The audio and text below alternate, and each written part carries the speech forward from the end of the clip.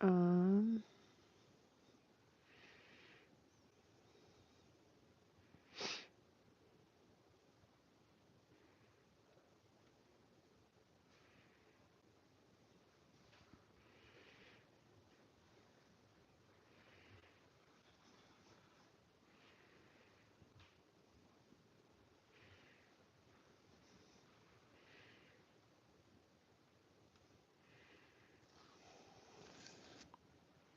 huh.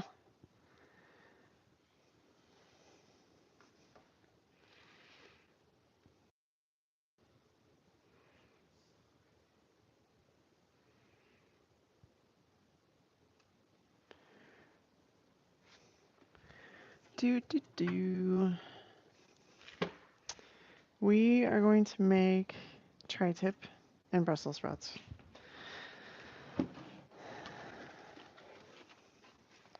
That's what we're having for dinner.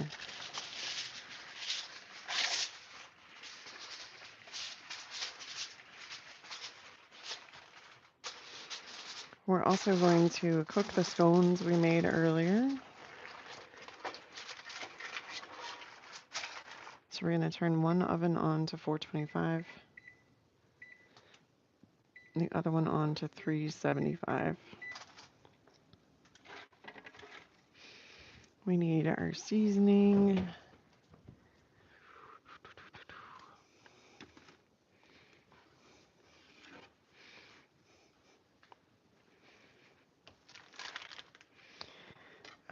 So this is a standard tri-tip, got it at Costco. It's not seasoned. We're gonna season it with Pappy's seasoning salt.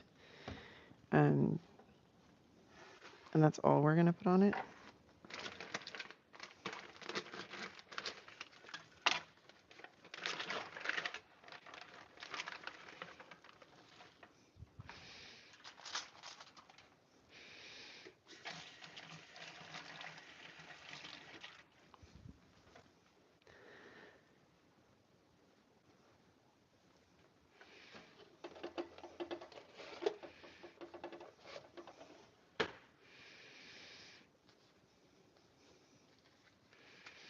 And the Pappy seasoning salt. So if you live in California, this is easy to find. If you live in the rest of the world, not so easy to find. This one has, what does it have? Salt, paprika, some sugar, granulated garlic, and granulated onion. So it's a pretty basic seasoning, but it's very popular in California. I had to go to California in order to get this. So, hi Hazy, hi Gustav, how are you guys? Um, so we're gonna use a little bit of a horseradish mustard to bind this on, and then we're gonna kind of not exactly slow cook it because I don't have enough time to slow cook it, but we're gonna put it at a temperature where we can cook it for 2 hours in the oven. Why are you sad, Hazy? Um, so that it's nice and tender and not overcooked at all and has good flavor.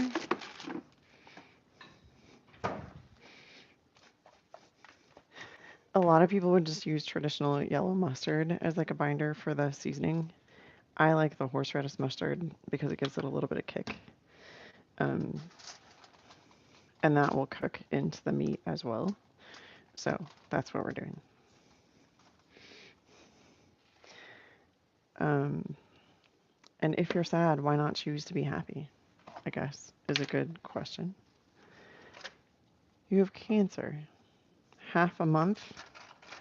Well, do you truly believe that that's the outcome? Is that you only have half a month?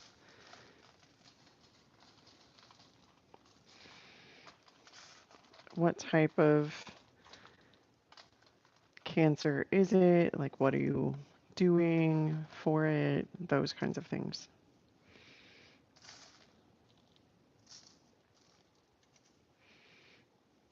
Oh, the paprika in this smells really good. Okay, so we're just pressing this in after we've got the mustard on there. And then we're just gonna flip it over and get the other side.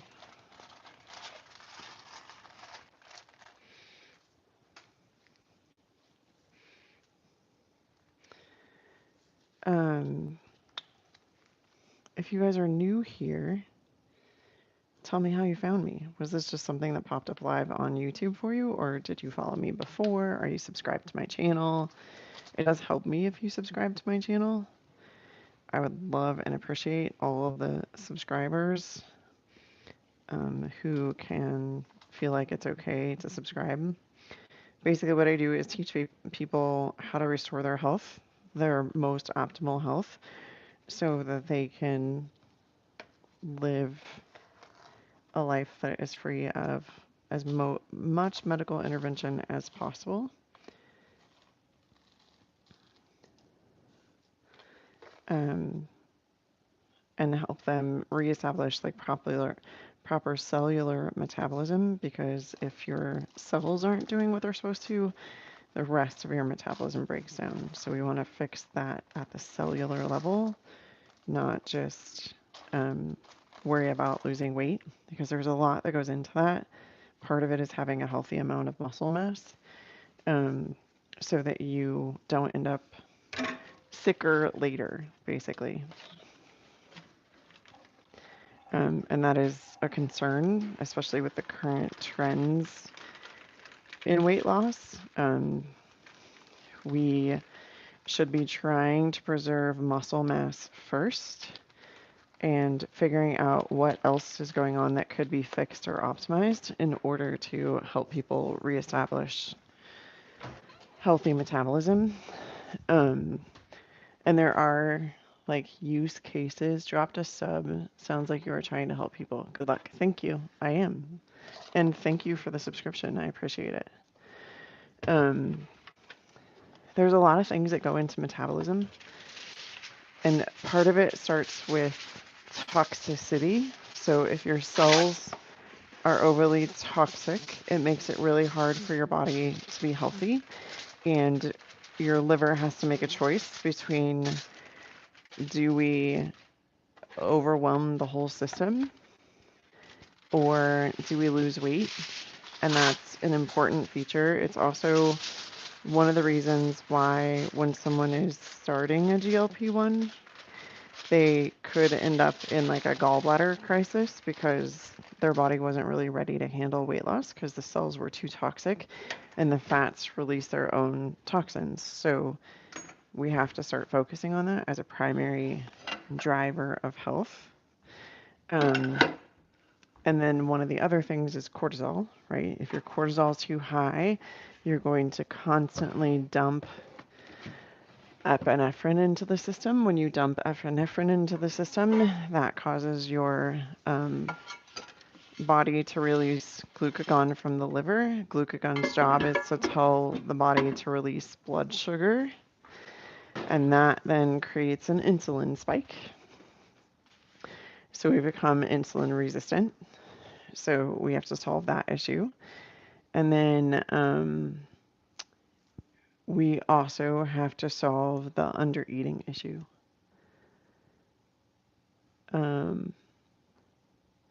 So Fred's asking, like, what are my thoughts on a daily vitamin? Do I recommend them? For example, he takes C, D, and a multi. So Fred, I think that taking a vitamin every day is not a bad thing. I think that you want to make sure it's a liposomal, Liposomal, liposomal multivitamin, a liposomal vitamin C, and a liposomal vitamin D, because you're going to absorb about 30 to 40% more of it. I think one of the things you'll hear a lot of physicians say is that vitamins are useless and you're wasting your money. Part of the reason they're saying that is because the research literally shows that most supplements on the market aren't very absorbable. And if you can't absorb them, they aren't really doing you any good. So a liposomal vitamin is better because here's the other thing they don't tell you. Most of your vitamins are water soluble. The ones that are fat soluble are A, D, E, and K. And your vitamin D should be taken with your fattiest meal of the day. Some people will always tell you to take it first thing in the morning, but if you're fasting in the morning, you can't absorb it unless it's liposomal.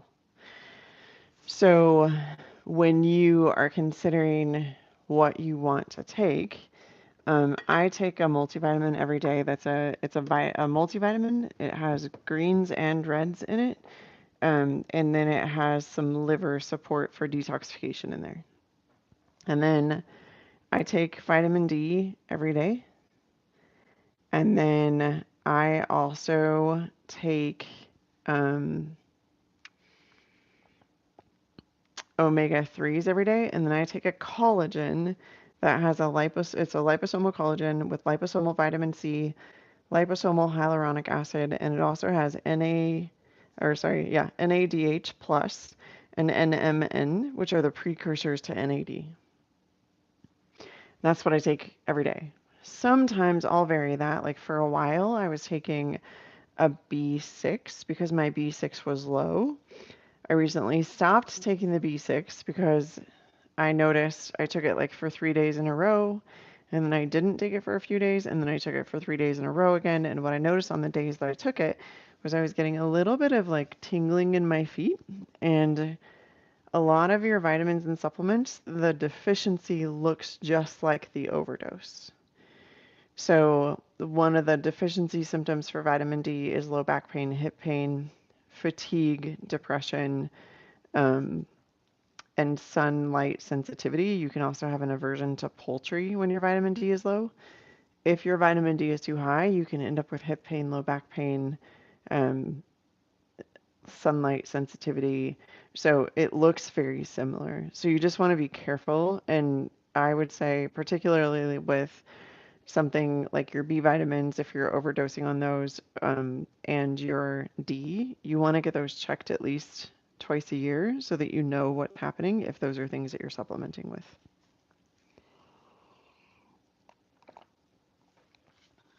Also, interestingly enough, vitamin D deficiency has been linked to an increase in insulin resistance, which then leads to prediabetes and leads to diabetes.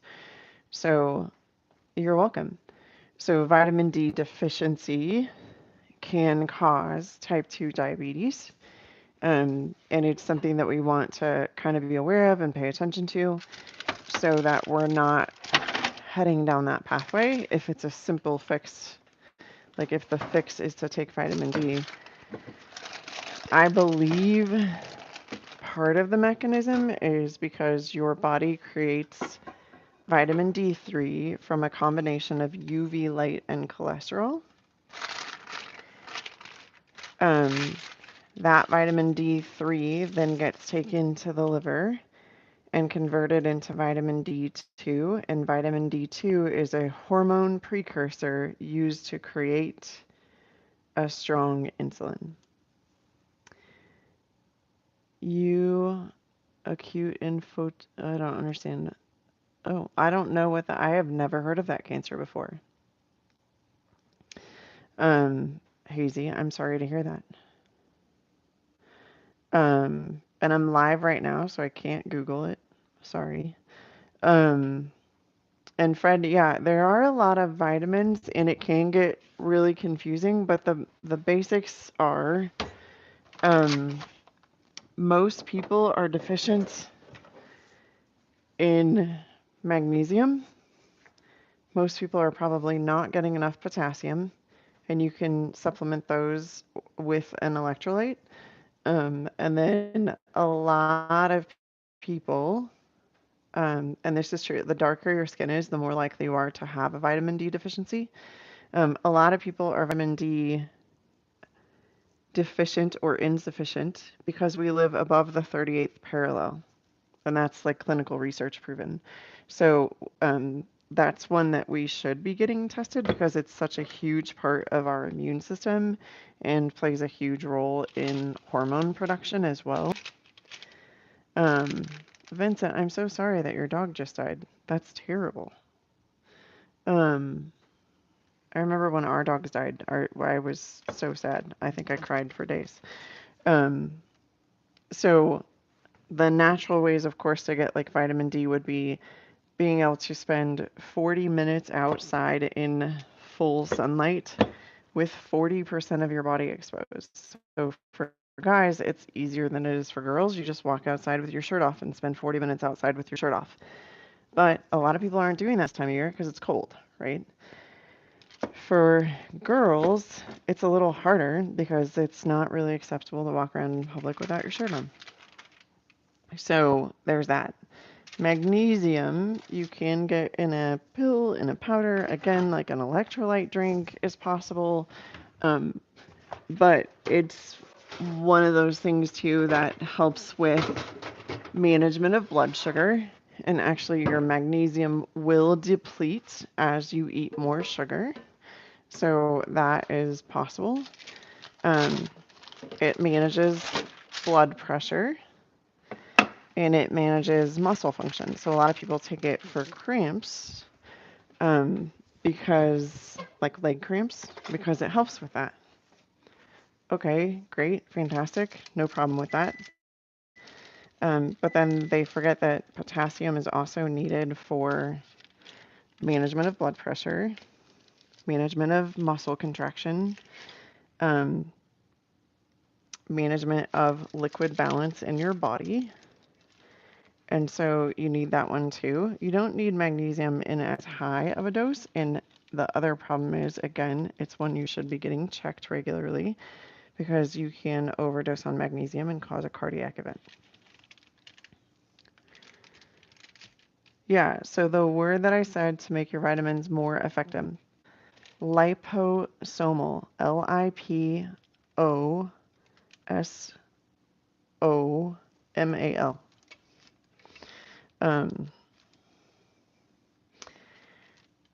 Basically, what they do with the vitamins that are water soluble is they put them in a fatty layer similar to cholesterol, and every cell membrane you have is made up of cholesterol. So that they call it a phospholipid bilayer. And what happens is on the phospholipid bilayer, you have, like, pretend this is the phospholipid bilayer. You have a fatty head and a water-soluble tail. Fatty head, water-soluble tail, okay? And it'll grab the fatty liposomal vitamins and bring them into the cell easier than if they attach to the water-soluble tail. So we want to make sure that we're taking vitamins that are liposomal because it just helps with absorption. And they get into the cell and do what they're supposed to do even faster.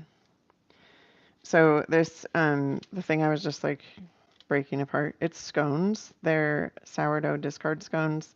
They're made from almond flour, sourdough discard, arrowroot flour, baking powder, cinnamon, some protein powder, coconut oil, almond milk, and some chocolate chips. And they're amazingly delicious. They're high protein and they're a great addition to like breakfast for my kids. So this is what they look like prior to going in the oven. Try not to drop them all on the ground. We're going to pop them in the oven and cook them for about 27 minutes. Oh wait, I'm on the dark tray. We're only going to cook them for 25 minutes. The tri-tip, again, we use what's called Pappy seasoning salt. If you're in California, it's super easy to find. If you're not in California, not so easy to find. And we used horseradish mustard as our binder. We're just going to pop that in the oven, and we've got it covered in foil. We're going to cook it for a bit and see if we can't get it to like medium well done and also stay pretty tender. And then while that's starting to cook, we're going to quick clean up the kitchen because it'll make life easier as we go. And then we will cut some Brussels sprouts and we'll pan cook those in some butter and seasoning. We also need to feed our sourdough because we're going to have to use this to make bread this weekend. We're also going to need to make more scones for next week because we go through the scones amazingly fast. So let's just grab some flour and feed The sourdoughs, we can get that task. It's an easy one. We can just get it done and we'll have dishes to wash afterwards anyway. So we just want to get it out of the way. I did feed it a little bit earlier, but that was 5 hours ago and there's no bubbles in it. So I think I didn't feed it enough. So we're just going to feed it again in order to get it bubbly. Does that make sense? Now, sourdough, when you're mixing it, should be about the consistency of pancake batter. This is a little thick, so we're just going to add a touch more water.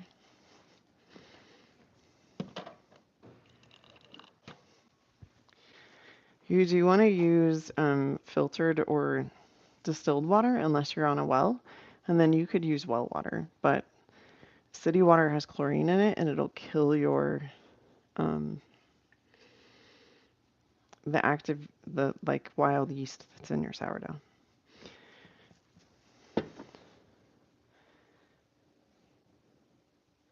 And it's not a ton of dishes that this creates, but if I'm going to do the dishes, I might as well do them all at one time, right? This is a wooden spatula. We're not going to soak it. We're just going to clean it with soap and water in just a minute. We're going to set the sourdough off to the side, though.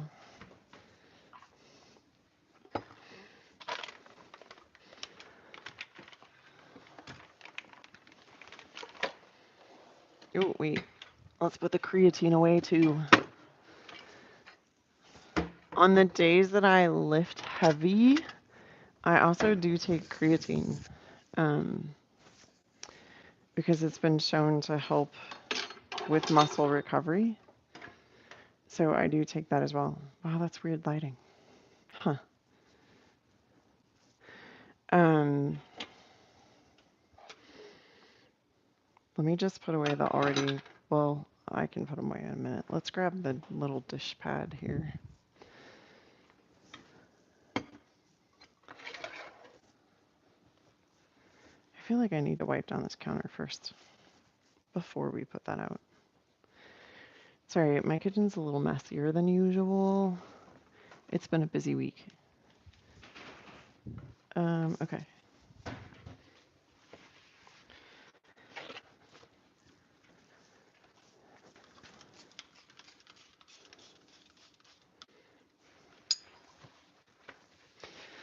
Right. This is an all-natural cleanser that I'm using too. It's from doTERRA. It's called the Abode Cleanser. And it was shown in their research to kill salmonella and, oddly, staph. So I'm using it on my kitchen counters because it works pretty well. But I don't like the idea of using a sponge because whatever's on your sponge then just gets spread wherever. And this I can just throw away when I'm done with it, when I'm done cleaning.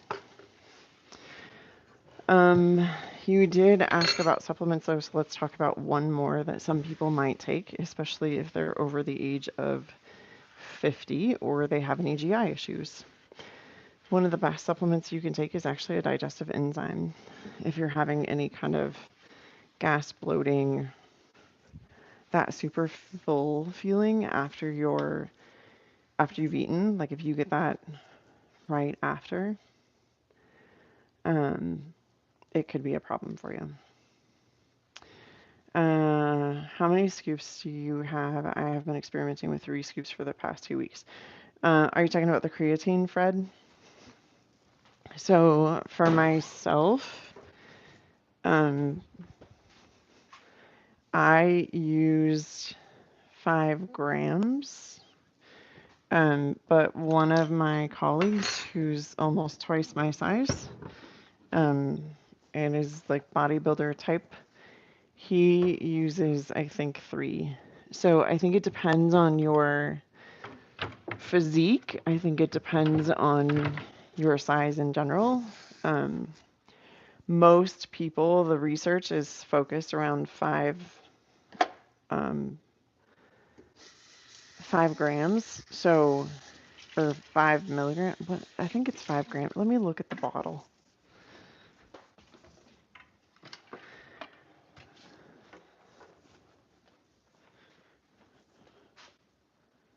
5 grams. So for most people, the research is based around 5 grams. Sorry, this hair keeps getting caught in my microphone. It's really annoying. And the research on like the use of creatine for muscle retention for women in perimenopause and menopause is 5 grams. The use for people with Ehlers-Danlos or hypermobility is 5 grams. Um, the research on vascular insufficiency is 5 grams.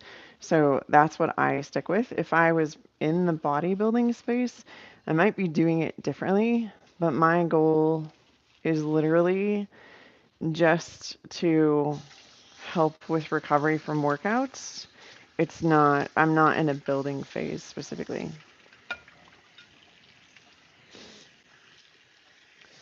Yeah. Oh, the indigestion vitamins. Yeah, so it's a supplement called a digestive enzyme. Um, the one that I use is called Terzyme most frequently. I do have another one. I can't remember the name of it off the top of my head. It has, so your organs and your body should be producing these, but sometimes they stop for some reason. So, well, sometimes they stop partly because you aren't producing enough stomach acid. And then these don't get created and released. So this one has protease, which would normally come from the pancreas. It has papain, amylase, lactase, lipase, alpha glucuronidase, alpha galactosidase, cellulase, sucrase to break down sugars, betaine HCl, which helps improve stomach acid, and then it also has glucoamylase, and then it has an anti-gluten enzyme blend in it, as well as peppermint, ginger root, and caraway seed. So that's the one that I use. I like it a lot. I've been using it since 2020. I started using it because I have celiac, and if I went out to eat and I got gluten accidentally at a restaurant, it was the only one that would help me. So that's why I use it. The cool thing about digestive enzymes, they are literally just very short chain amino acids. So it's like getting a little bit of extra protein, but also helping you digest food. One of the ways that I use them is for my clients who say, particularly females, because we're trying to manage their metabolism, I'm just not hungry in the morning. It's because they're not producing enough stomach acid. They're not producing a specific hormone that helps their body produce stomach acid. And they're not producing an enzyme that's produced in the stomach. So their body isn't ready for food in order to get their system started. And then they're spending their whole day running on cortisol, which creates insulin resistance. So in order to stop that cycle, I have them use digestive enzymes actually with dinner or right before they go to bed. And I know there's going to be someone in this section that says, well, I take thyroid medication. I can't eat first thing in the morning. Take your thyroid meds at night. There is nothing that says that it's more beneficial to take them in the morning. And the other benefit to taking them at night is that you will stop snacking at night because you've taken your thyroid meds and you're not allowed to snack. So take them at night. And stop fasting in the morning. Fasting in the morning is probably the biggest myth ever created. It actually, when you fast in the morning, drives up your cortisol, which drives up insulin resistance. And that's not a good thing. So stop fasting in the morning. If you really want to fix your metabolism, stop fasting in the morning. And that also is research based. So, and I'm not saying fasting is bad. I'm saying stop fasting in the morning. I'm making this tricep. sorry, that was loud. I'm making this tri-tip and Brussels sprouts, right? This is going to be my breakfast in the morning because it's 4:44 and I eat breakfast before I go to the gym. And I will have breakfast tomorrow morning at 4:15. I have to fast for at least 12 hours to work with leptin and ghrelin appropriately, which are the hormones that signal hunger and satiety in your body. And they need at least 12 hours in between last meal to first meal. So like I'll eat breakfast, but I won't eat again tonight. And because I'm doing that at 4:15 in the morning, I'm done eating for the day. I'm having tri-tip and Brussels sprouts for breakfast, where my kids will have it tonight. So just some little tips and tricks. The other thing you have to do is make sure you're getting enough protein, right? So for for anyone, take your ideal body weight. If you want to figure out how much protein you actually need, take your ideal body weight and multiply it by 0.8.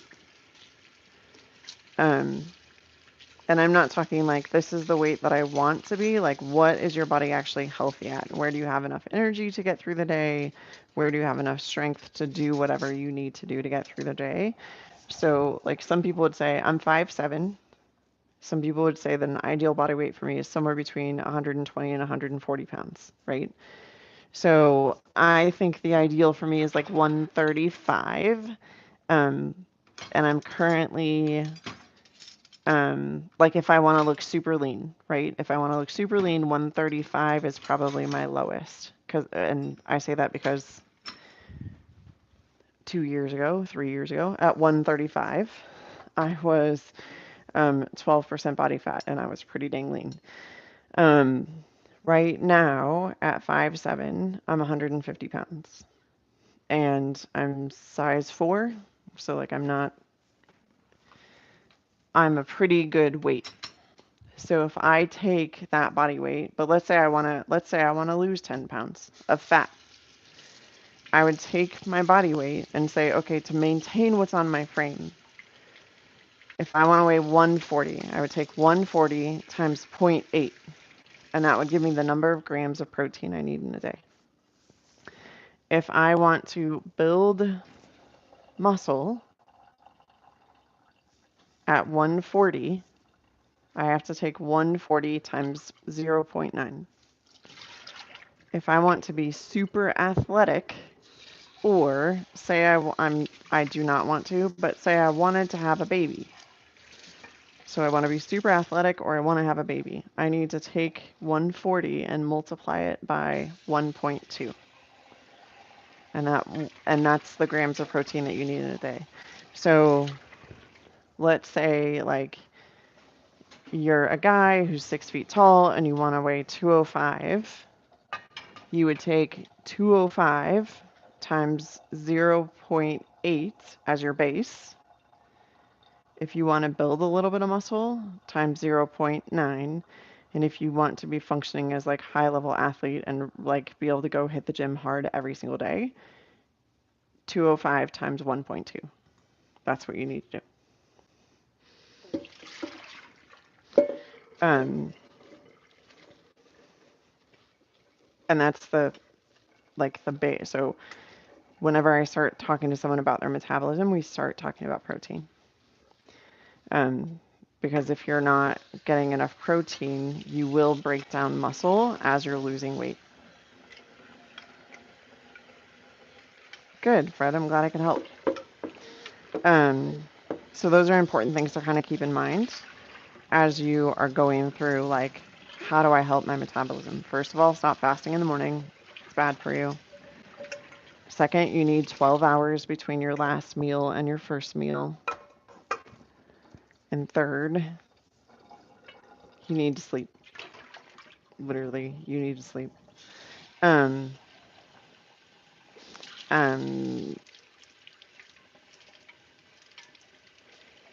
Those are the most important things. I accidentally put a spoon with peanut butter in the jar that I steam my milk in for my espresso in the morning. and I don't know if the dishwasher is going to be full enough to run it, so my coffee might taste like peanut butter in the morning. It's fine.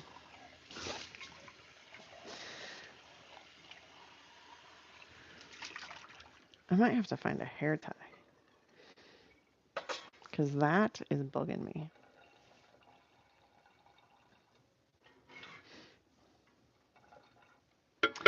Yeah, I have a video on here. It might be a short, but it might be a longer video. There might be both. I have a video on how to fix your insomnia. It's not one that people like. Like, they're like, oh, that's impossible. And I'm like, no, you just choose to not do it. It's not impossible. You are just choosing not to do it. I am going to have to find a hair tie because that's really annoying me. So it's pretty, like, they're pretty simple steps. I mean, they're really simple steps. So you want to try and get at least 20 minutes of sunlight in your eyes before 10 a.m. without sunglasses on. You want to do some movement throughout the day. The more you can do it after each meal, the better your blood sugar response will be. 12 hours between meals, yep. You want to put your devices down and not touch them for 3 hours before you go to bed, and not use electricity for 3 hours before you go to bed unless it's a table lamp. And I had a patient take this so seriously because she was tired of having insomnia that she actually switched all of her evening light to candlelight. You want to stop using LEDs. They're terrible for your brain.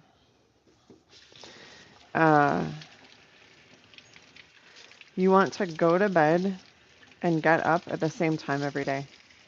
And even if that means that somewhere in the day you have to take a 20-minute power nap, you can take a 20-minute power nap. Try and do it before 2 o'clock in the afternoon.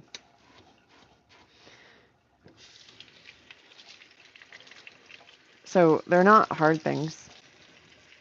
Stop drinking alcohol. It'll help, believe it or not. If you have been addicted to alcohol for a really long time, it'll take longer, but you will still be able to get better sleep in the long run. So it's a simple video, simple things to follow. It's not a hard process, and you can get it, like, you can change it in as little as 6 weeks. My thoughts on infrared. Every single cell in your body has photoreceptors, and different parts of those photoreceptors like different light. If you are truly getting an infrared and it's not coming from an LED, it's probably pretty good. If it's coming from an LED, it's not a true infrared. So you're not getting the benefits out of it that you think you are, or that are being reported. You'll get some, but not all of them. The research on infrared light and infrared saunas and infrared lights at nighttime, as opposed to lights that are incandescent and LED and that kind of stuff that give like a bright spectrum of light, is pretty solid. Like, so solid that some longevity experts are recommending people change to a red light bulb at night in their table lamps because it can improve their health that much. So I use infrared light in a laser format to help reduce scar tissue, to help improve range of motion, to help reduce swelling, to help reduce wrinkles. So infrared has a place, absolutely. And the original research on lasers using infrared light was done on diabetic wounds that wouldn't heal. And what they found was that they could change the quality of the tissue so that they were able to save up to 80% of what they normally would have had to amputate. So the research is solid, but it just has to be the right type. So there's that. If you're looking for more information on that, there's a guy named Dr. Don Royal. His website is called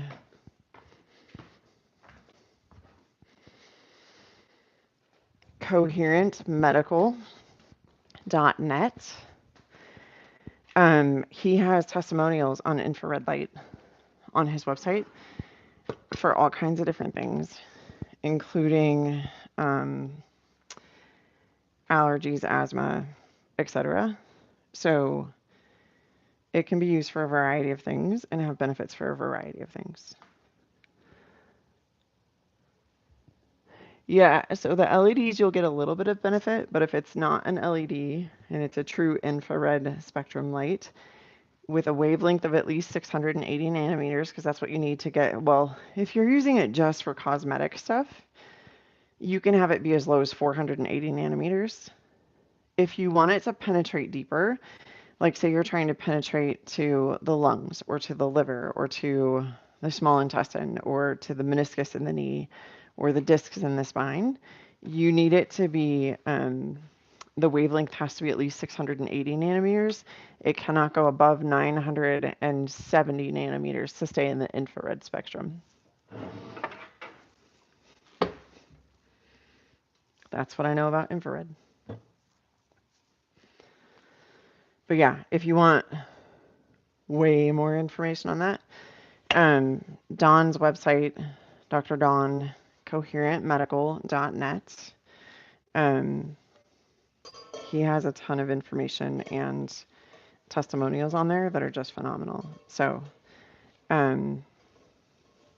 his biggest frustration is that there are a lot of people peddling a product that then they don't see benefits from, because it's not a high quality product, basically. So that is an annoyance to him. But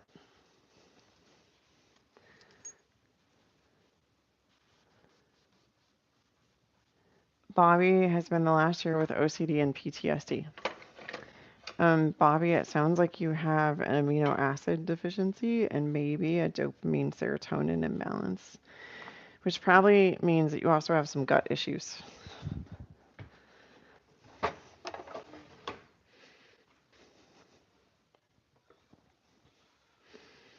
So 95% of the serotonin in your body is actually produced in your gut, not in the substantia nigra in the brain, which is where people tell you it's produced. And 50% of your dopamine is produced in the gut, not in the substantia nigra, which is in the brain, which is where people tell you it's produced. So you can literally, there's actually some research studies out of the University of, I think it's the University of Auckland, that show that they were able to significantly impact in a positive way bipolar and schizophrenia patients by changing their gut health, their nutrition plan, and working on balancing serotonin and dopamine in the gut. And the outcomes were better than the outcomes with medication. There's also about 10 different TED Talks on that if you want to go check them out. You don't have to, and you don't have to take my word for that. You can go check them out. And we do know that because the vagus nerve innervates the gut, that it does directly impact brain function, and the neurotransmitters are transmitted along the vagus nerve. So there's that. This is what the scones look like coming out of the oven.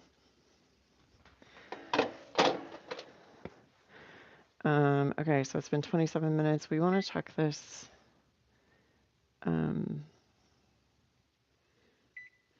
Again in like 30 minutes for the tri-tip.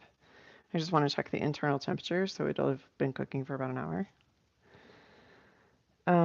Is it good to take probiotics?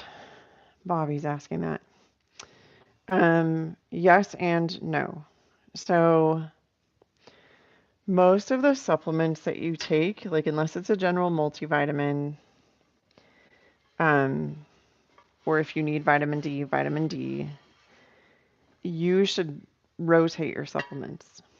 So probiotics can be great to take, particularly if you've taken antibiotics in the last 5 years, or taken Tylenol or Advil, or had food poisoning. Probiotics can be hugely beneficial to take. The problem is when we're talking about something called SIBO, or small intestinal bacterial overgrowth, you can end up with SIBO from taking probiotics if you stay on the same one for too long. So in my house, we rotate our probiotics and we change them about every 90 days. We used to change them more frequently because I had a kiddo. I have twins, they're 15, and one of my twins was born with a kidney problem that led to removal of his kidney at 7 months old. So he was on antibiotics for the first year of life, which severely compromises health of the gut and also long-term immune system if you don't do anything to rebuild it, right? So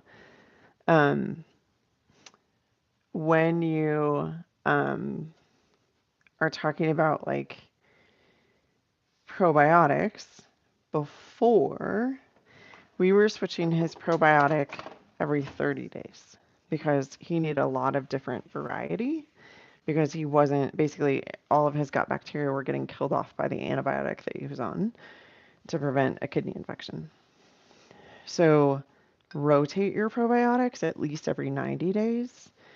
If you've recently been on an antibiotic, I would recommend that you start out with a baby Dophilus, so it's a baby acidophilus, for 10 to 15 days before you add any other probiotics. And then take a bottle, switch brands, take a different bottle, switch brands, take a different bottle, switch brands, and then you could stay on that fourth bottle for 90 days before you switch it again.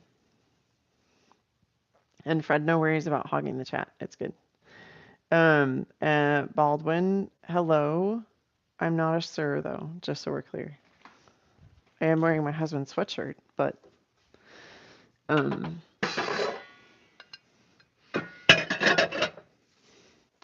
not a sir. Okay. Oh, I put my little, that was not brilliant. I need to transfer the scones off of that pan because it's still hot and onto a cooling rack. So that's what we're gonna do. But I put my little serving thing away. So we're gonna move some stuff out of the way so that I can slide this. Let me move my water bottle.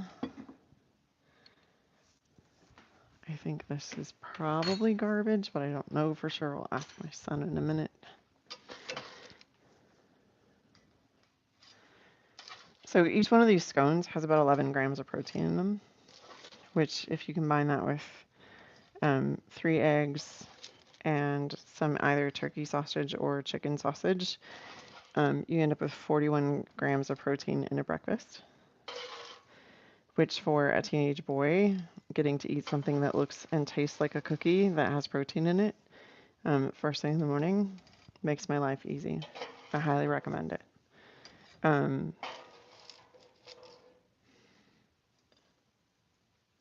All right, so these are going over here in the corner to cool before we stick them in their container.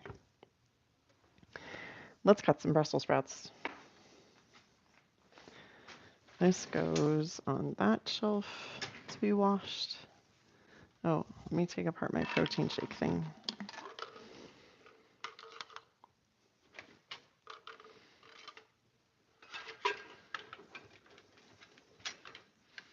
I really do like to clean as I go too, because it makes everything less messy after dinner. And a lot of times after dinner, we're like running someone to practice. Do we grow any of our own food? We do. So I have a small garden, a kind of a cheat garden, some people would say. So I bought 3 horse troughs that are 6 feet long by 3 feet wide. And in the summer, we grow a variety of different greens, bitter greens for the most part. We have tried broccoli and Brussels sprouts. The problem with Colorado and Brussels sprouts and broccoli is that they're very sun and temperature sensitive, so you can burn them very quickly if you're not careful. And when we've grown them, we don't get a big enough yield for what we use, I guess, if that makes sense. So we also grow squash. We grow strawberries, raspberries, cucumbers, and make pickles, beets, and we pickle those too. We have grown heirloom potatoes in the past, sweet potatoes. What else have we grown? Watermelon, sunflower seeds, like grown sunflowers, and harvested the seeds. That's still really hot. Let's move that right out of our way though. I'm trying to think if I've grown anything else. A couple of varieties of squash, and eggplant ones too. And I did grow tomatoes last year, but the bad part was they didn't come until really late. And so they never turned red before we got our first frost. So I think if I'm going to grow them next year, I need to put them in a slightly different spot so they get more sun because tomatoes need the heat and then they need to cool off at night.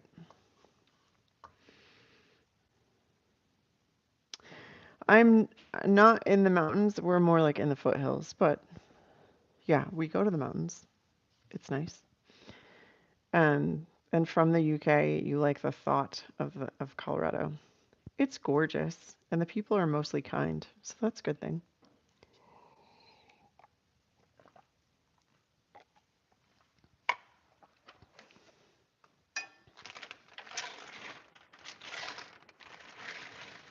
So Fred's from the UK. Where's everybody else from?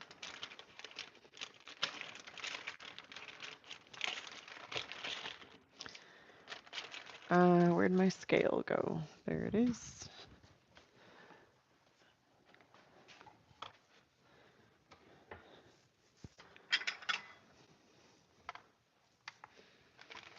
This is a, I think a 2-pound bag.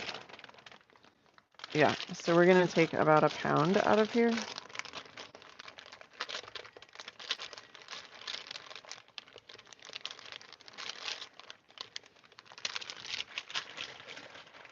And wash them before we cut them.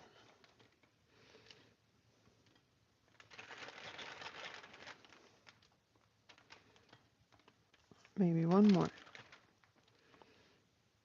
Beautiful. In Nottingham, England. Nice. I have never been to England. It's on the list, but I've only been out of the country now 3 times. I've been to Canada, which some people would be like, that's not out of the country. I have to have a passport to go there, so it's out of the country. I've been to Belize. And then this past summer, we went to Italy, which was a lovely trip. It was a makeup trip we were scheduled to go in 2020. And then, of course, the world fell apart. So there was that. But it was a lovely trip. We had a lovely time. It was good to get away for 2 weeks. And really focus on just being together as a family.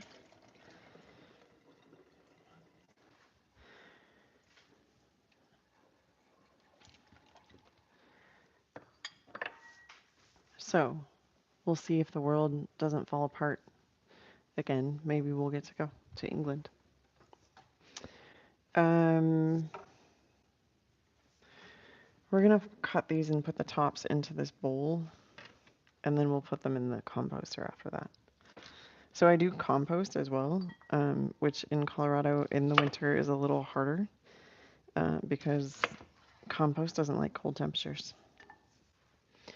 So I have a bin that sits directly in sunlight so that on warm days it'll warm it back up. Which we get sun a lot of the days here, so it at least is getting sun on it, and the containers are black so that they're really absorbing that heat. So far, my compost bins have not frozen, even though we've had a few cold days. Not as many as we should for Denver this time of year. We've actually barely had any cold days and almost no snow on the ground in town. I have an Italian surname, yes. So my I don't know on here where it says my name, but my name, I was born with the last name Catallo. My husband's last name is Madruga, which is Portuguese. So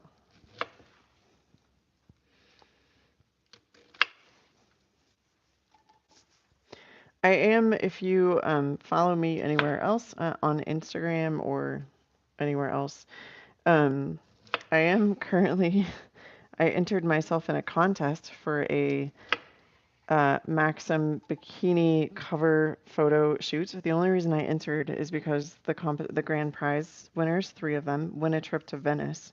So, you know, if you want to vote for me on that, the links are on my Instagram page. So, you know, if you wouldn't mind seeing somebody in a bikini over the age of 40, almost the age of 50, who keeps herself in very good shape, vote for me. I just want the trip to Italy. Thanks, Fred. If you, for some reason, if you can't find the link, I'll find a way to post it on YouTube later. I don't think I can put, I don't know. There's like a thing here to like add stickers, but I don't think I can put the link here. It says I can add a poll or I can ask a question, but I don't think I can do anything else, really.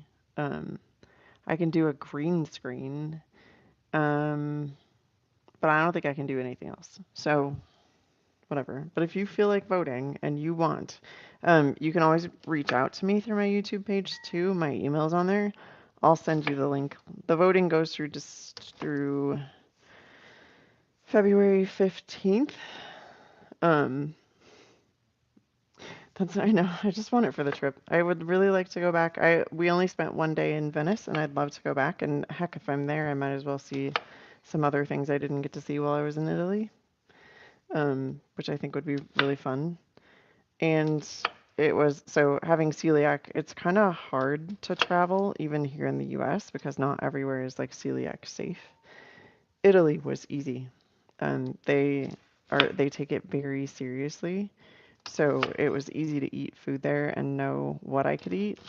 And everyone was willing to have a conversation with me if I had any questions about it. It was amazing. So I would go back in a heartbeat. The only thing I didn't like about there, but I've heard this is kind of an all of Europe thing, and you'll have to tell me if this is also true of the UK. Everyone smokes. And I don't understand that. The cigarette smoke was so pervasive.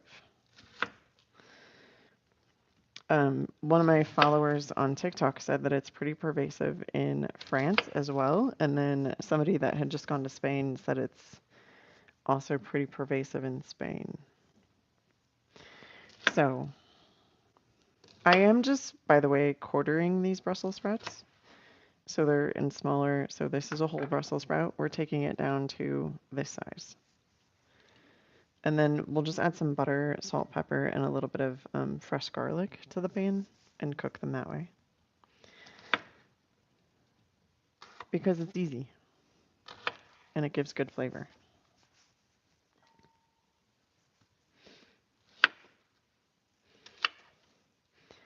And I normally do this a little bit faster, but I'm always afraid I'm going to chop my finger off when I'm cutting Brussels sprouts. So, yeah. You know, a trip to Venice, if I win the magazine shoot, that'd be fantastic. I think I even get a free bikini out of it, which would be cool. I mean, I don't, trust me. So I swim competitively, and in the summer I get to swim outside. So Swimming outside, I swim at from 12:30 to 1:30 in the afternoon, lunchtime hour. And so I swim in a two-piece competition bikini. So, and I get tired of wearing the same swimsuit all the time. So I have like six. It's not like I need another bikini, but it would be fun. Coffee and cigarettes is a staple breakfast in Europe. Eesh, okay. So that's true in the UK as well, I'm assuming then. Um,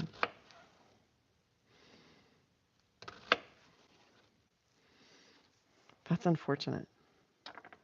I don't understand it, I guess. I mean, everyone drank espresso in Italy, and they would all have like a breakfast pastry or something too. So I guess, I don't know. I just think after being around, I dated a guy who smoked once, and like, after being around him, I couldn't taste food. And I don't know, I like the taste of food. So that would bother me, I guess. It says there's a message. Yes, or bacon sandwich. Oh, what's a bacon sandwich? Okay. Um, User 6738. I'm gonna tell you this once, and then I'm gonna report you. My 15-year-old boys could walk down here at any minute. What you did was sexual harassment, borders even towards like sexual assault. It's not welcome here. You're not wanted. You can leave on your own or you can get reported. You make the choice. Your comment has been hidden. I will not unhide it. It's completely inappropriate and not acceptable.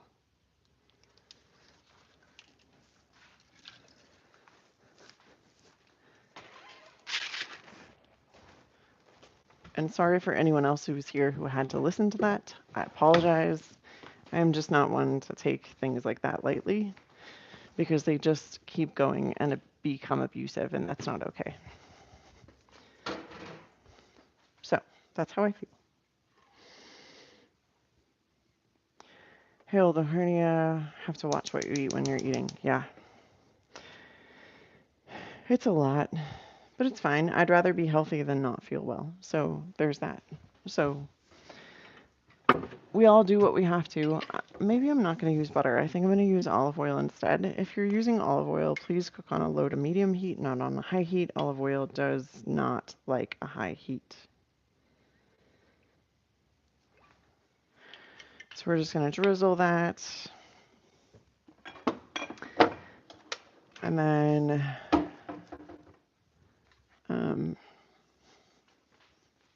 this is a brand here in the States, Kinder's.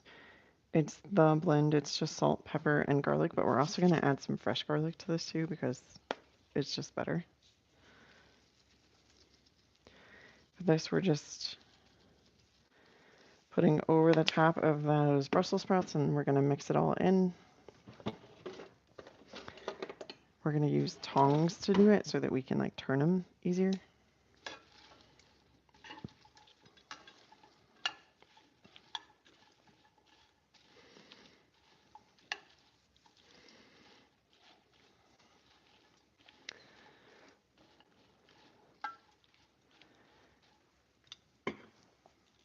And let me find a good clove of garlic. A bacon sandwich is usually bacon between bread with a condiment, tomato sauce, brown sauce, etc. Okay, interesting. I can honestly say I've never had a bacon sandwich. I have had in America for like lunch, they'll have a BLT, so it's bacon, lettuce, and tomato, usually on bread with mayonnaise. And I've had that before, but never a bacon, like just bacon and bread. I've had an egg and bacon sandwich as well, like on an English muffin.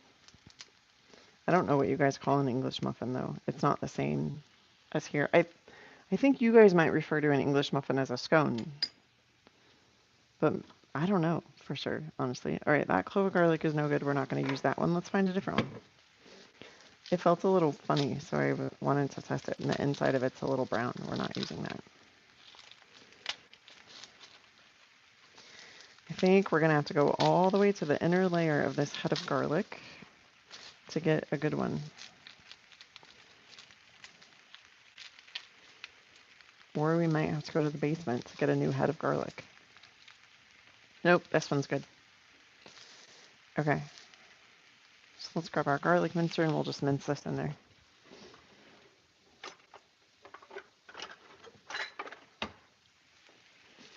Some people would grate it. I'm definitely afraid of grating garlic.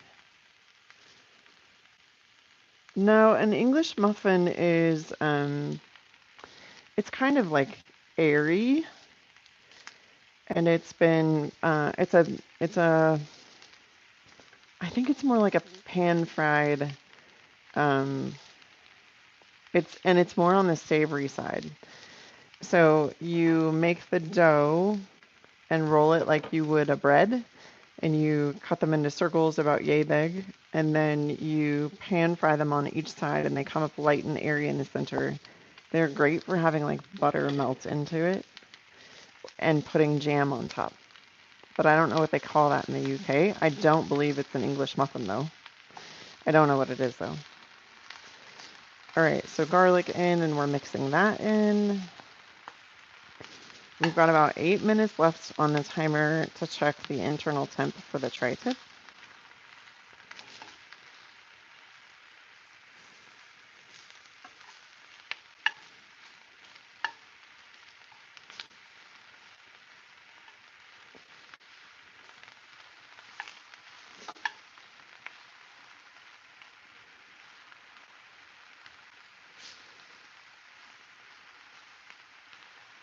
I wonder what I don't know what that is. But now it's going to bug me that I don't know what an English muffin is in the UK. Okay, we're also just going to take all of that bad garlic and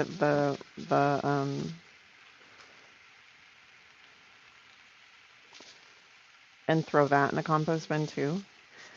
And then while this is all cooking a little bit, we're actually going to sort some eggs because we need to be efficient with our time. I do have a kid that has practice tonight. So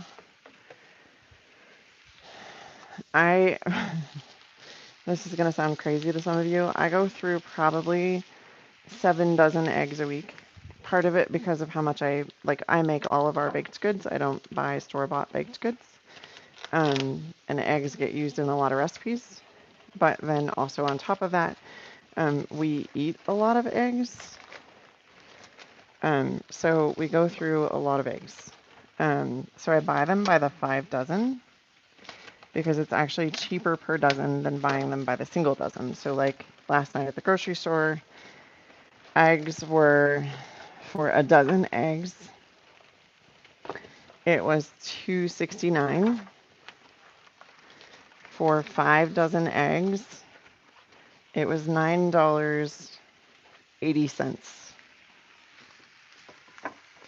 So an English muffin in the UK is just called a muffin. There we go. So $2.69 for 1 dozen. If you multiply that times 5, comes out to more than $10. 5 dozen eggs at a time is less than $10. So I buy them by the 5 dozen, and I'm usually picking up eggs then twice a week because we go through 7 dozen a week. I also do hard boil some and take them for like mornings where I'm in a rush and I don't have time to make my breakfast.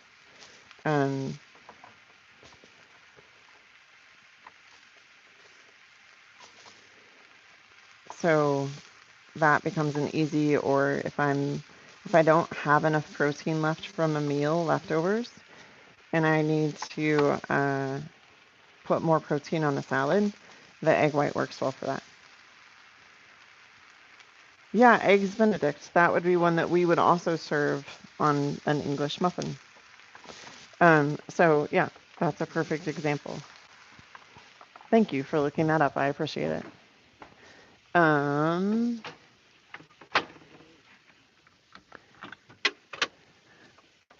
so again, because you guys all know now that I'm all about protein, this is how we do it. All right, so we're gonna put you right here so I can keep talking to you. Maybe. Oh, I don't know what I just did, but I took a screenshot. Um, this is the inside of my fridge. Thank you. Bye, Fred.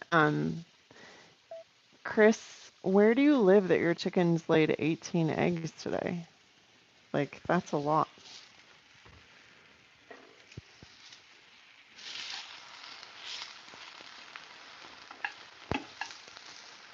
And how many chickens do you have?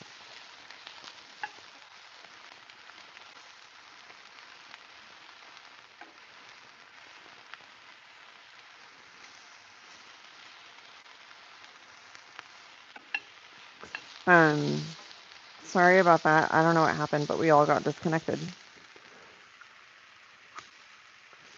Gloria Estefan, like the Gloria Estefan. We're gonna turn the heat down on those Brussels sprouts. So the cool thing about this stuff that the eggs come in though is that it's also compostable and it helps the other nutrients break down well. So um, we're gonna add some of this to the compost. It does mean though that you have to sometimes add moisture back to the compost. So there's that too. But it's okay. So this will end up going out into the bigger bin tonight. Have I tried surstrumming? No. I don't even know what that is. What is surstrumming? If it's not appropriate, don't put it on here because YouTube will block your comments. Um,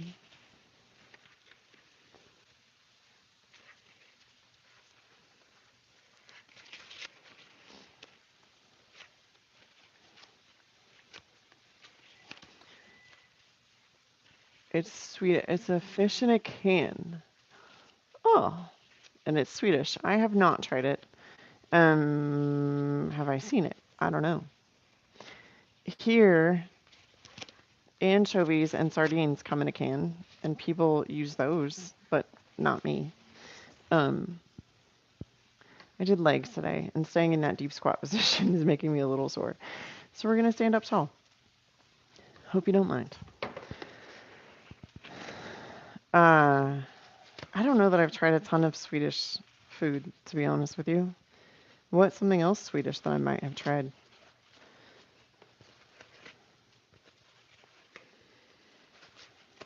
I just learned over the last week that my kids' favorite food is Italian. I didn't think they were fans, but apparently we are. Um,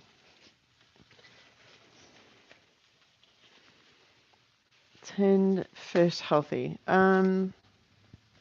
It depends on the type of fish and the process they go about tinning and putting it in the tin, and then also how long it's been in there. But listen, here's the deal. If you're looking for a cheap source of protein and tinned fish is all you can get, eat it. Does that make sense? Like, um, I think sometimes, like we say this to people who are like, well, what's better, formula fed or breastfed babies? A fed baby is a healthy one.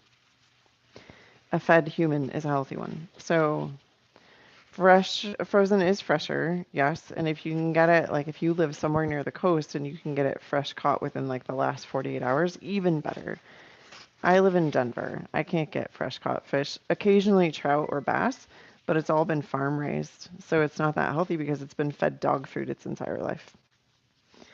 Not good. So I don't know. Um, like that's at the fish hatcheries, that's what they're feeding them is kibble, dog kibble.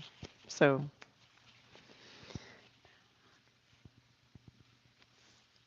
felt like I was going to sneeze for a moment. Sorry about that.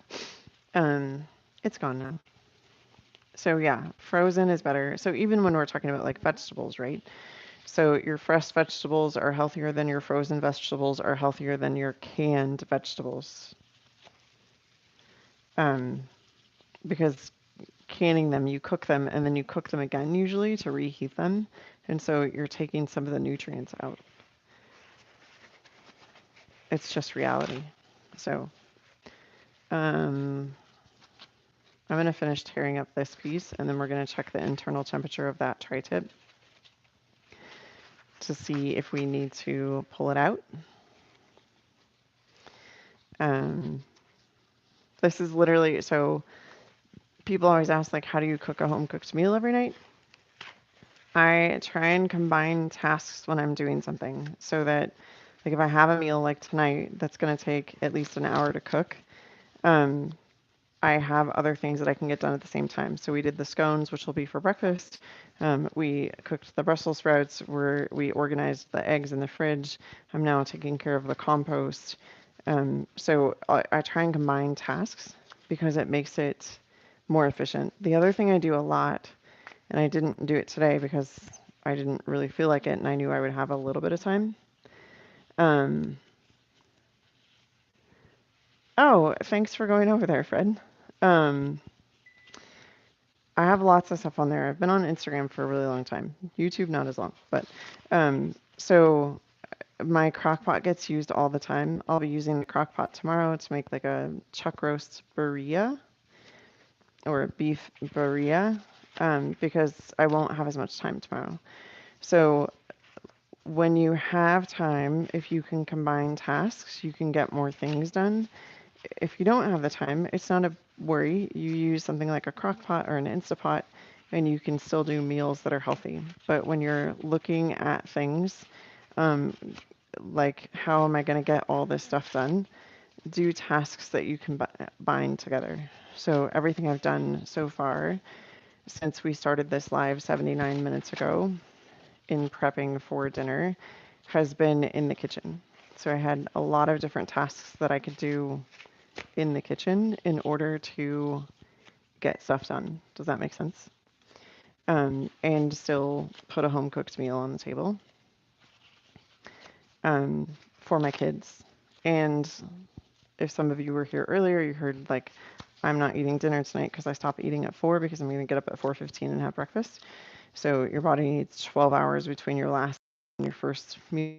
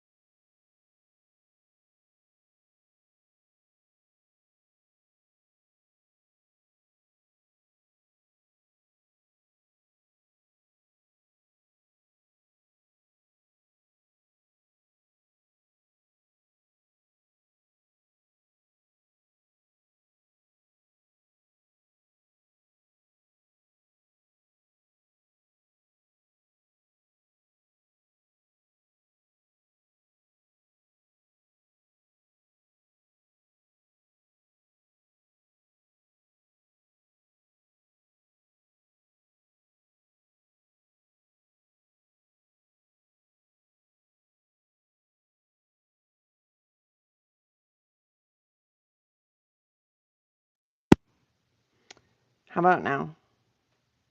Any sound? Can you hear me? I might need to reload my YouTube app if you can't. Anything? Woohoo! Okay. So what I was saying before is try and combine tasks in the kitchen. The tri-tip has gotten to about the right temperature, so we're just taking a couple minutes to broil it to get a little bit of a crust on it. What was the last thing you guys heard that I was talking about?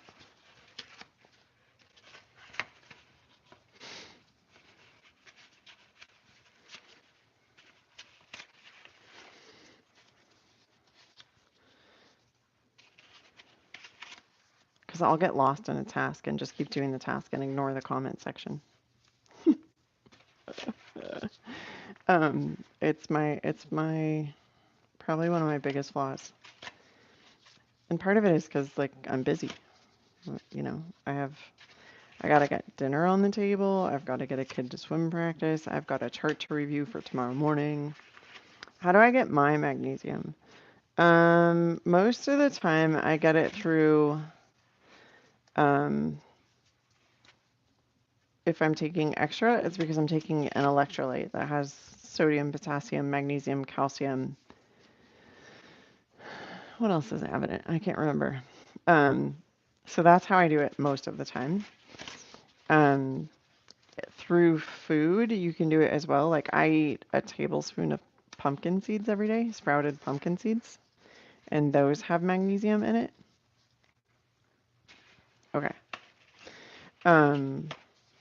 So you can get it through food, but if you're having gut absorption issues, if you have like gas, bloating, constipation, diarrhea, you may not absorb it from food as well because you may not be breaking down the food enough to actually get it out of the food. Which may be where something like I do in the summer as a sunscreen, use magnesium oil. Your skin will absorb anything you put on it, period. Like, don't let people tell you that. That's why they have all kinds of like hormone patches, pain medication patches, etc. So it depends on what you want to do. There's different forms of magnesium. So like if you're looking to help brain fog or OCD or ADHD or even a little bit of mild depression, magnesium taurate would be a better one. Magnesium orate with an O instead of a T is better for like heart health. Magnesium citrate is going to impact the small intestine. Magnesium glycinate is one of the easiest ones to absorb. And all of them will be utilized in a fashion that helps improve the cellular metabolism. But just know that if you hit a balance that's too high, you're going to end up with all of them, with probably diarrhea. Healthy Me 2194 is asking what I'm doing. So I compost everything, and the crates that the eggs come in are very compostable. So I'm tearing them down into smaller pieces so they can go into my compost bin. It's a very mundane task. It has to get done. I have a couple minutes, so I'm doing it on here. I know, it's very boring. Although some people would probably say that it's satisfying, but I find it very boring. All right, let's check how our tri-tip looks crust-wise if we need a couple more minutes.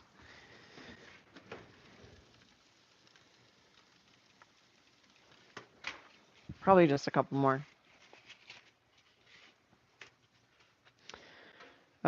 Which magnesium is specifically good for the liver? I would have to look that up. I do have a cheat sheet somewhere. I have a link to the cheat sheet somewhere. I don't know where that link is though off the top of my head. It might be in my YouTube link tree. But if it is, it's like down towards the, like if you go to my link tree, it's loaded with links. I'm going to warn you, it's a lot. If it's there, it's going to be down towards the bottom, like you're going to be scrolling a while.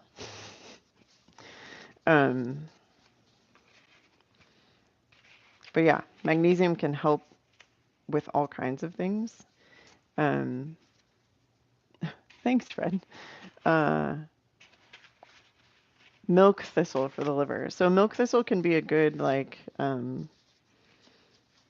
over time taking milk thistle will do a lot for your liver. In the immediate, like if you know you have a problem happening right now, milk thistle on its own is not enough. Um, but it's a good place to start for most people. And everyone should be doing at least a little bit of liver support because our livers are exposed to so many more toxins now. I don't have a Twitch account. And I don't, so here's the deal. I was on TikTok I started on there on 2020 and I grew my account on TikTok really fast. And it has supported my business and what I do with my health coaching for the last 5 years. But recently, it got bought out by a company that now says they own all my intellectual property. So anything I post on TikTok, anything that is already on TikTok, they own it. I don't own that content anymore. And I don't think that's the right thing. Um, and so I just decided to go onto here because I already had YouTube as a platform where I was gaining some traction, not a lot, but some. Um, Twitch is owned by Amazon. Yeah, I'm not opposed to. I just don't want to have to start over again. Like I don't want. There was a learning curve on TikTok. There's also so even on YouTube, like you can't go live on YouTube until you have 1,000 followers. Um, you can't monetize a YouTube channel until you have 4,500 minutes watched of your YouTube. Um, there's a lot of things you can't do, and I'm like, people are recommending a lot of different apps. And I just don't know that I want to learn another one again and go through the whole process. Like ended up on TikTok at kind of the beginning of when it was gaining popularity in the US. And I'm sure that's how I grew part of my following. And it's not that my content isn't good unless you like really just like the information. It's a lot of me sitting down and like, here's the deal, just like I'm doing right now. I don't do the like funny dance stuff and that kind of stuff. It's not who I am. I'm going to give you the information that you need to know, debunk some myths for you, and tell you how you can improve your health. And I literally, so like on TikTok, my entire metabolic program is on TikTok. You can binge that content. There are people that have binged that content. There's one guy who started following me in 2020. By 2022, he had lost 120 pounds, reversed his diabetes, reversed his blood pressure issues, reversed his non-alcoholic fatty liver disease, no longer needed his cholesterol meds, no longer needed his beta blocker. He didn't pay me a dime. He just binge watched my content. And he went and left me a Google review because the content helped him heal his body. And I have, like literally on TikTok, I have 87,000 followers. On here, I don't even have 2,000. And on Instagram, I've been on Instagram since 2011. I think I only have 2,000 followers on Instagram. I might have 2,500. I don't have that many. And it's a lot to go push content to every platform. And there are like softwares that'll do it for you, but you get penalized for that. And so it's hard to like go put content everywhere every day, especially because I do work in the clinic. Like tomorrow I'm in the clinic with my clients from 7 in the morning till 3 in the afternoon. And then on Friday, I'm in the clinic straight with no break from 7 a.m. to 1. So finding time to go push content is hard, and people I don't know if they fully comprehend that. And I don't, like, you'll look at some of my videos, I don't edit anything. Like, you get me as I am. If you want the edited perfectionist, it's not me.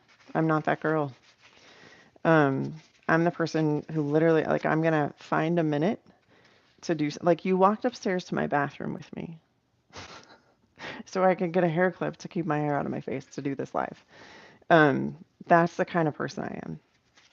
I'm not your super edited, super like I don't even have makeup on today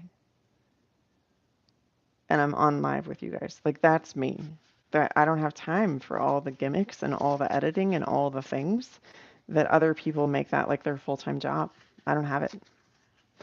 Um, and I don't outrageously charge people for my services, so I don't have the money to hire the team to do that stuff for me. So it's literally all me doing all of it. And to say like go just do it all on a different platform, it just like ugh, it feels like that, and I don't want to do it.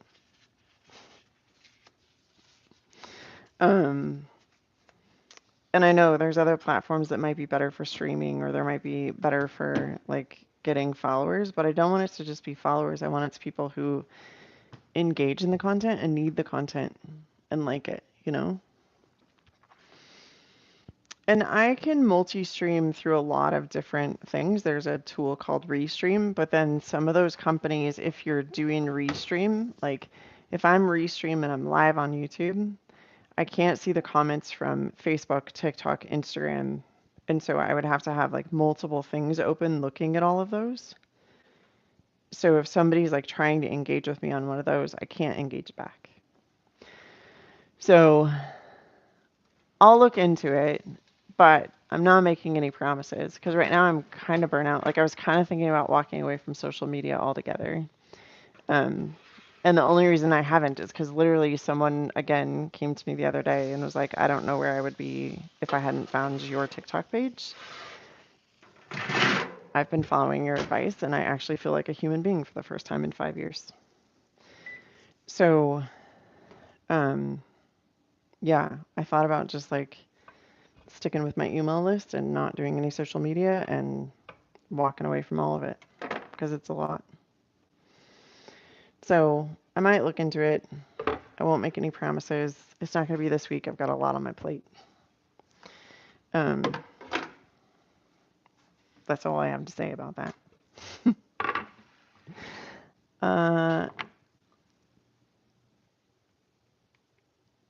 YouTube and Twitch work easy together. That's good to know.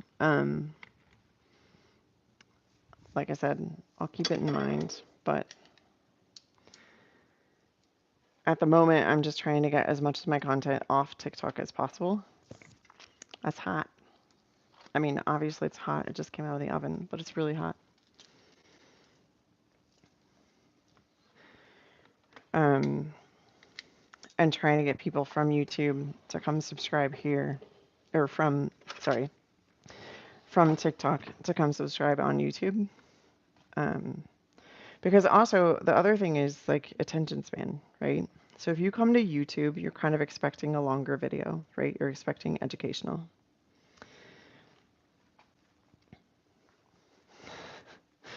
I appreciate it.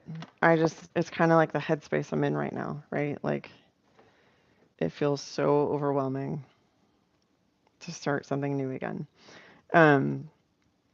People on TikTok are expecting to be entertained, and so if the video gets longer than like 3 minutes, they don't want to pay attention. Well, a lot of what I have to say can't be explained in less than 10 minutes. So, and even some of the videos, I'll do a video that's 10 minutes long, and then I'll do a follow-up video that's 10 minutes long, and a follow-up video that's 10 minutes long, because it just can't be covered in a short amount of time. Like when we're talking about the physiology of the body, it's complex. So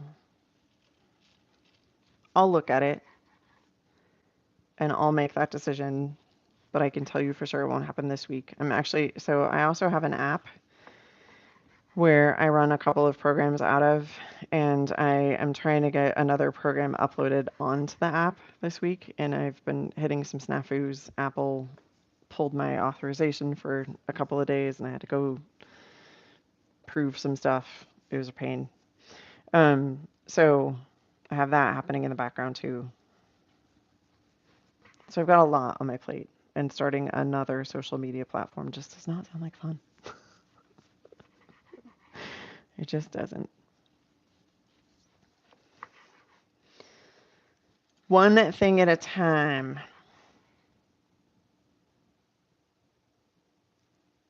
No, and I get that they're different, but all social media platforms come with a learning curve. Like every single one of them comes with a learning curve. Um, and I don't know anything about Twitch. Like, does that make sense? Like, I don't know anything about it. I don't know what kind of content gets posted there. I don't know the demographics there. I don't know anything. So it's a learning curve for me. And I know I don't have time to do it this week.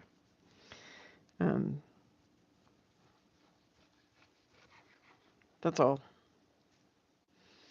I love these bamboo cutting boards that have like the etched in around the middle because like stuff is dripping, but it's not dripping on the floor because the etched in catch-all thing is catching it for me. Okay, some of you may never have seen me do this. I am going to weigh out this protein for my kids, and I'm weighing it out to make sure they are getting enough protein. They are 15 years old. They are teenage boys. They are growing. One swims competitively at a very high level. We're going to a national meet at the end of March. The other one plays lacrosse at a national level. They're doing weight training. They're working out every day. They need to get enough protein. So I will weigh out their food. It is not to restrict them. It's to say this is the bare minimum that you have to eat.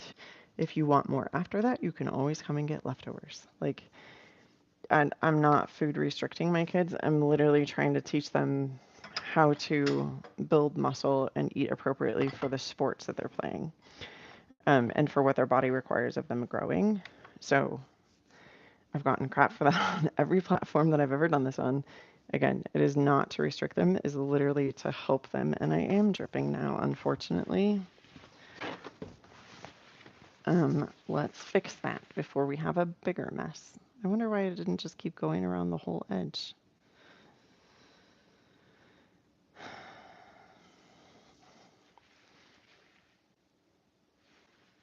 Okay, now that we've cleaned that part up and the countertop is cleaner,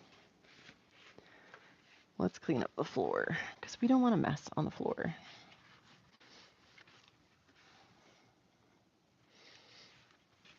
All right.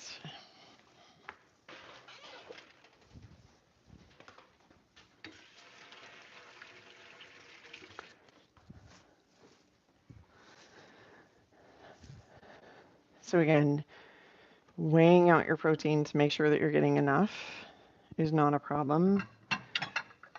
If you're weighing out to restrict yourself and you're trying to build muscle, not your best idea. Just want to clarify. And the boys actually even weigh out their protein for lunch because they've developed some good habits around that to make sure that they're getting enough. Because they also have realized that when they don't get enough, they become kind of grumpy. Let's see if we can get a smaller piece in there. Ah, those two are connected, that's why. There we go. So we're starting each one of them with somewhere between 6 and 6.5 ounces. 6 ounces would be the minimum. And then we would go up if they needed more. Like if they need more and they come back and they grab, another ounce, I don't really care. If they grab 2 or 3 ounces, I don't really care. I just need them to get enough the first time around. Beautiful. Awesome.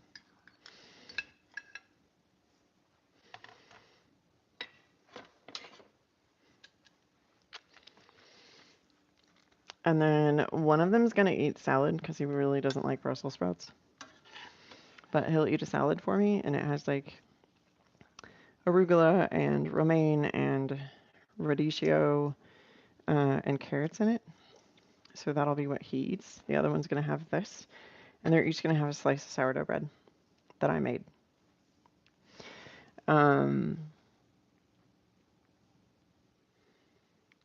Okay, I'll look at it. Not this week, but I will look at it. Do you think whey protein is a suitable alternative to our protein requirements? Okay, here's what I'm going to say about protein powders. Whey protein is not a bad protein. it should not account for more than a third of your protein intake for the day. Because your body just doesn't recognize it in a protein powder form because you're drinking it the same way as if you were eating a meal that had protein in it. Because if you think about there are no proteins that you drink. Does that make sense? You chew chicken, you chew tofu, you chew steak, you chew pork, you chew fish. And there is a certain amount of needing certain bacteria from your mouth and enzymes from your mouth to mix in to have appropriate breakdown and absorption of that protein. So one of the things I recommend to people who are using protein shakes daily is instead of just using that protein shake and drinking it and like getting it down as fast as possible, grab an apple and take a bite of your apple and then a drink of your protein drink and chew your protein shake. Does that make sense? And I think I have a video on here about that too. So, is milk a whole protein? No, unfortunately. But also, if you're like going and doing a hard workout, chocolate milk is one of the best recovery drinks you could ever drink. It's got like the perfect balance of carbohydrates, proteins, and fats. So there's that for you. And it would be better for you than most of the processed garbage that people are serving as recovery drinks. So, all right, it's time for me to hop off. We're going to have dinner together. I'll chat with you guys later. I hope you found tonight helpful, useful. Again, if you're interested in voting for me, there's a link on my Instagram profile. I'll go put it again. It's for the Maxim bikini cover. I'd love to win the trip to Venice, and that'd be fun. If you don't want to vote for me, it will not hurt my feelings. It doesn't bother me either way. I just want to go to Italy. That's all. I hope you guys have a good one, and I will chat with you later. See you. Bye.